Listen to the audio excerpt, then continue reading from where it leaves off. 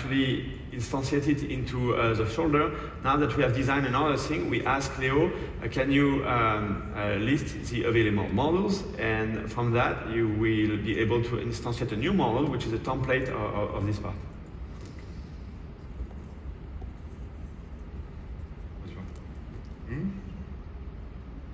If you want to comment, Carol or so here it's kind of, this afternoon you will have a session with Chris that will share about the modular technology. I think what we see here is that we are leveraging everything we've done and released last year, so modular design in core engineering. Modular design is a new technology that we'll discuss extensively in the next session.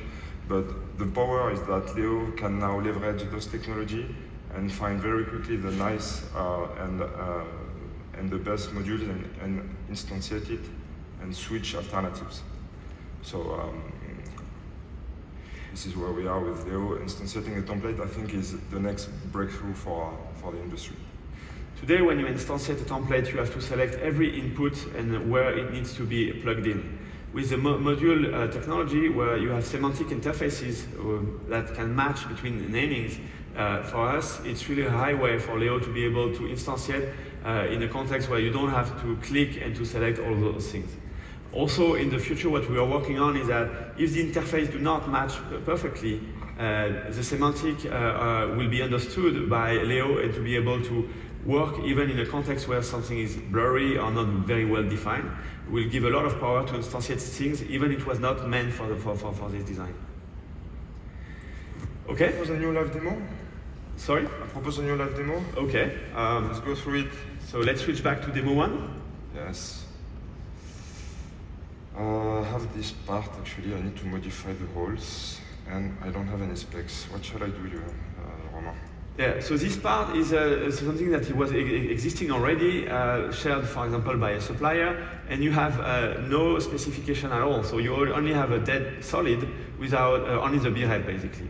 And but if you want to modify it, okay, you could use, in some extent, direct modelings. But if you want to perform really advanced modifications, you will need the specifications. And for this, we ask Leo, can you generate the specification for the selected body?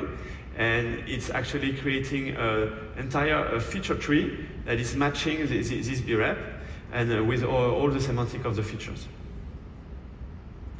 So you see, from this BREP, it was able to recognize it and to try to create every feature one by one. And I love to do that because, to be fair, I'm not doing anything. And I have a full spec tree now. Okay. As you see, it created all the features in a row. Now with the team, we are working a little bit on how can we compact the tree as well. For example, you have seen it creates all the fillet one by one for each edges. Usually when you design, you say, I will take all those edges with the same fillet values and things like this. But the technology is there and we are able to work with that. When we create this as well, we have a comparison feature that shows you in yellow or in orange what is different between the previous model if it was not able to fully cover it. So that when you modify, at least, you see the before and after as well. Probably played too hard.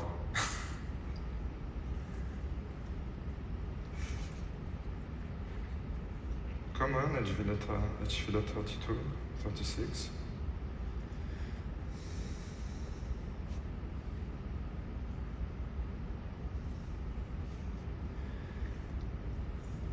What was the next step? The next step was for you to go back to the presentation.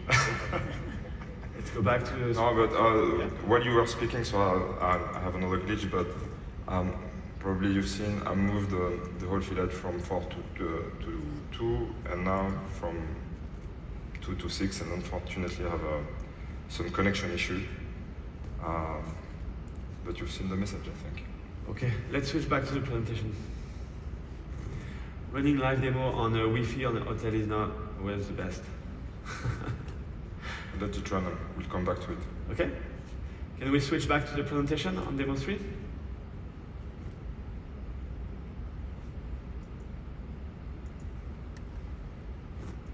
Please. Can we switch back to the presentation? Thank you. So basically, you've seen with Leo this morning how we could design some of the parts of the arm.